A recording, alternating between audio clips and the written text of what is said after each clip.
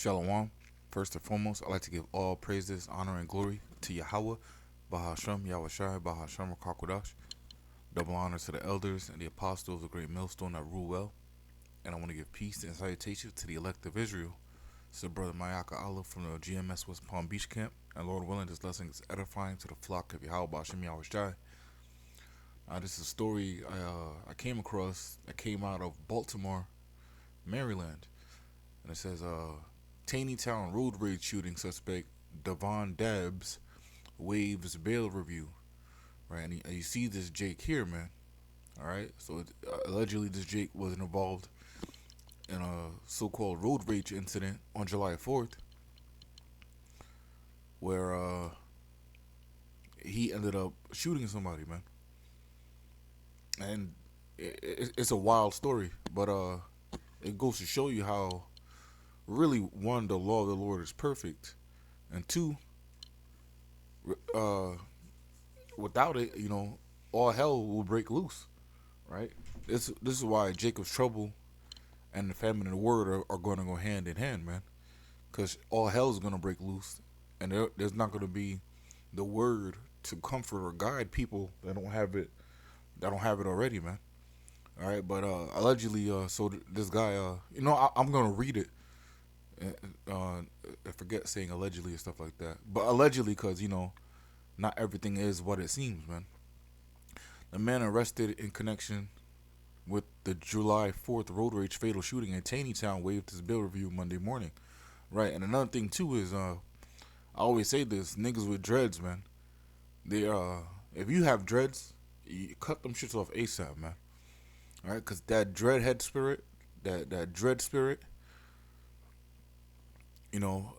what it does to men and women, and masculine. It's weird because it makes women more masculine, but when men wear them, right, it makes them effeminate or makes them sodomites, man. So this dude was probably driving the car on July 4th in his Babylonian mirth, and that effeminate spirit took hold of him, and he couldn't control his anger, man. All right, Devon Joseph Dabbs of Taneytown was arrested Saturday on first-degree murder and assault charges on accusations that he shot Christopher Moore II. Police said it all started as a call on the 4th of July about shots fired at the intersection of Bear Run and Runnymede Road in Taneytown that investigators say stemmed from a road rage incident on Maryland Route 140 involving a pickup truck and a car. The vehicle stopped and several people got out and started fighting. Moore's fiance arrived at the scene, saw Moore being assaulted, and announced having a handgun, hoping to de-escalate the situation.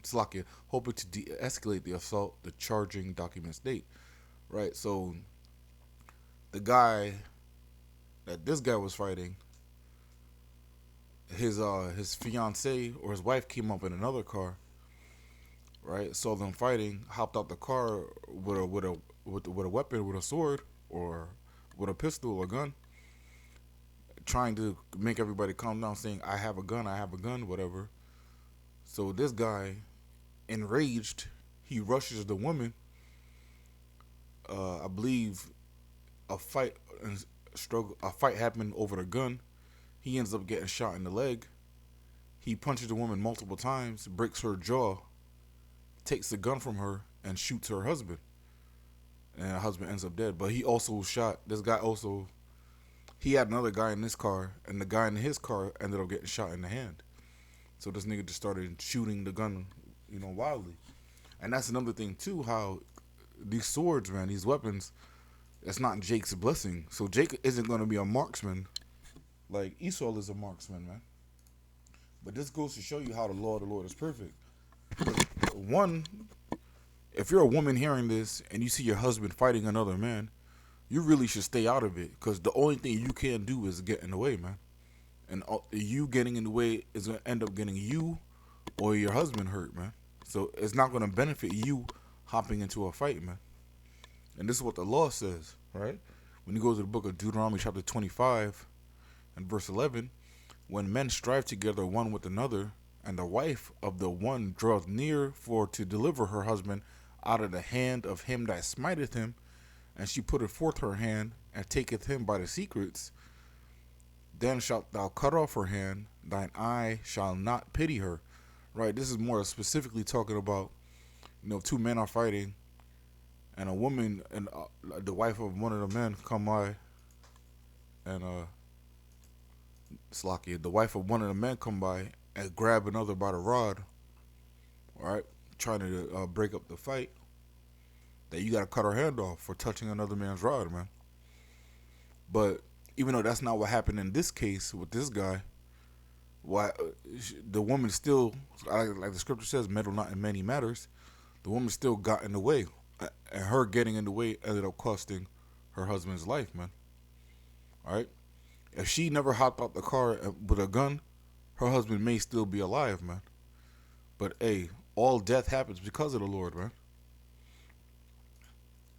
The Lord is the architect of everything, man. There's nothing that's out of the power or out of the will of Yahweh Hashem Yahushai. Isaiah 45:7, I form the light and create darkness. I make peace and create evil. I, the Lord Yahweh, do all these things. And when you go into that word evil, it really just goes into bad times, having a rough time, bad time. Being sick is an evil time. Having loss in a family, that's an evil time. Dark periods are evil time. Jacob's trouble is going to be an evil time because it's going to be a time period of straight bad times, man, for, the wicked among our people. Right? Because the scripture does also say how we shall be merry and have abundance. Lord willing, we're part of that number. All right? But then again, let me go back real quick. When men strive, it's like in Deuteronomy 25:11, when men strive together one with another, and the wife of one draweth near to deliver her husband out of the hand of him that smiteth him, and that's literally what happened.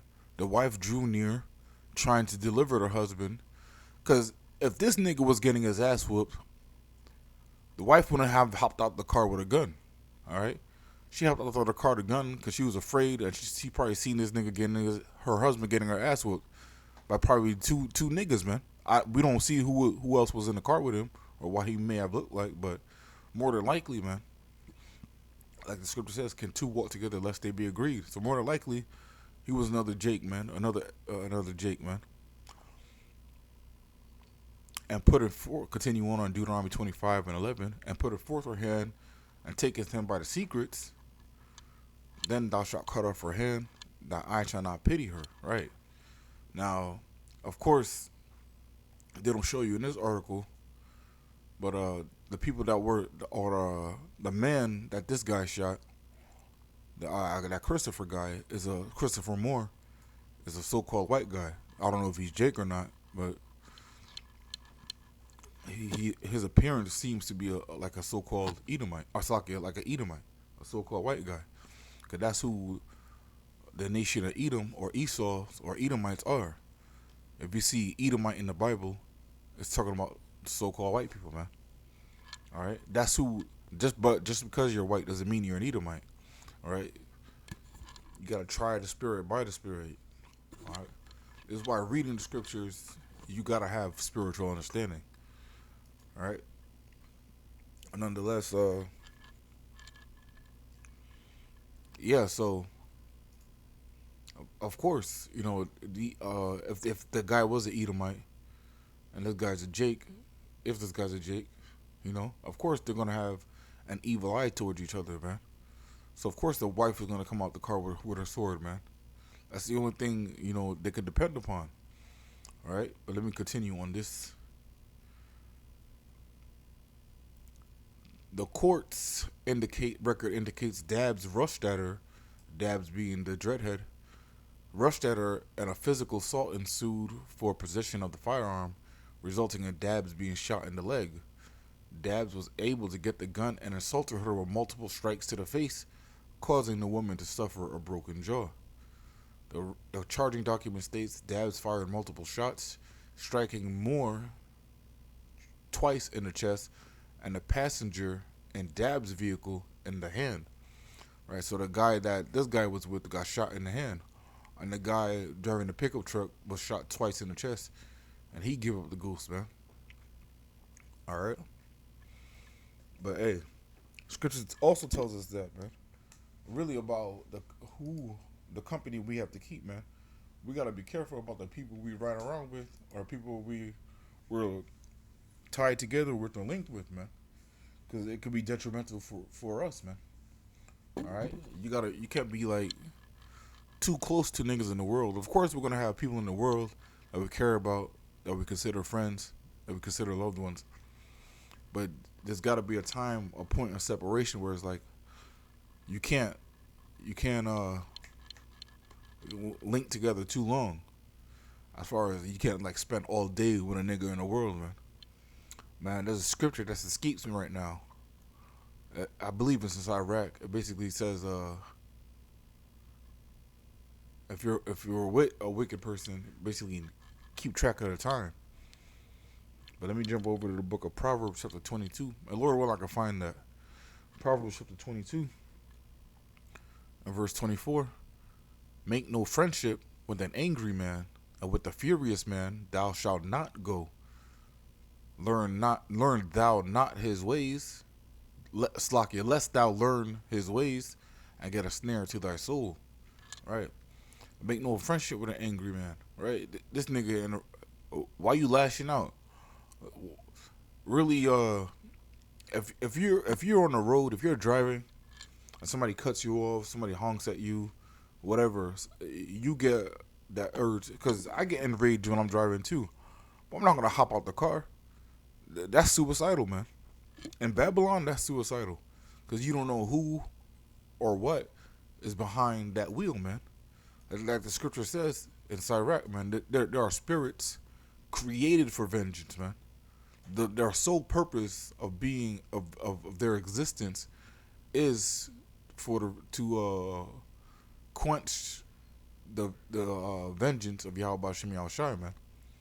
Or to appease is the proper word, because that's what it says. Sirach chapter 39 and verse 28. There be spirits that are created for vengeance, which in their fury lay on short strokes. In the time of destruction they pour out their force and appease the wrath of him that made them. Right. There are spirits on this earth, whether it be man, whether it be beast, hey, whether it be natural disasters, man, that really they're really vengeful spirits, man. They're really the judgment of Yahweh Shem Shai, and you know, in a physical form, whether it be flesh, whether it be natural, the spirit of a natural disaster. Hey, I remember there was a point in time when my little nephew was afraid of lightning. I basically like, yo, there's really nothing to be afraid of, even though the scripture says how everybody's afraid of lightning. But really, if your ass gets struck by lightning, you deserved it, man. It's point blank, man. Lightning is all spirit created for vengeance too. If you get struck by it, man. Man, I really want to find that precept. Salakia, bear with me 1 second. And you notice how Salakia, the water about you, I found it, but I low key want to bring this out too, while I was looking for it. The book of 2 Timothy, chapter 3. 2 Timothy 3 and 1. This know also that in the last days perilous times shall come. Perilous in the definition, full of danger or risk. This know also that in the last days perilous times shall come. For men shall be lovers of their own selves, covetous, boasters, proud, blasphemers, disobedient to parents, unthankful, unholy, without natural affection, truce breakers, false accusers, incontinent, fierce, despisers of those that are good, traitors, heady, high-minded, lovers of pleasures more than lovers of the power, having a form of godliness, but denying the power thereof, from such turn away. And that's just like we read in Proverbs, man. Don't make friendship with an angry man. And what does it say in verse 3? It says, in the last days, for men shall be fierce, man. And when you go into that word fierce, in the blue letter for the word in 2 Timothy 3 and 3, Strong's G 434, not tame, savage, fierce, right? And that's why people brag about being these days, man. Being savages, man. All right, being a savage is nothing to be proud about, man. Of an animal, fierce, violent, uncontrolled, man. These niggas have no control over their spirit, man. They have no rule over their spirit, so they're capable of anything, man. But this are the times that we're in, and this stories like this goes to show you that we're in the last days, man. All right, and nigga hopped out the car, fierce, started whooping on this one nigga or this one so-called white guy, him and his homeboy. When the white guy's so-called white guy's wife came out, he beat her ass, took her gun, and shot her husband, man. That nigga's a fierce, man. That's a spirit created for vengeance, man. All right, but I'm gonna get this one I was looking for in Iraq. The Wadi Abashim Yahshai, I found it, and then I'm gonna close out, Lord willing. The Book of Sirach, chapter 27, and verse 11. The discourse of a godly man is always with wisdom, but a fool changeth as the moon. Right? Uh, what is the moon?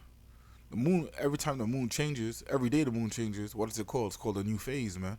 These niggas have multiple phases, man, because they have multiple demons on them. They have legions on them, man.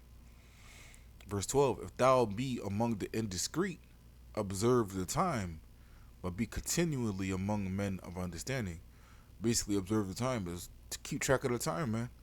You with niggas too long, you with niggas in the world too long, or if you're with niggas in the world too late, man, nothing good could come from being with niggas in the world 2/3, after 11 p.m., after 12 midnight, after 1 a.m.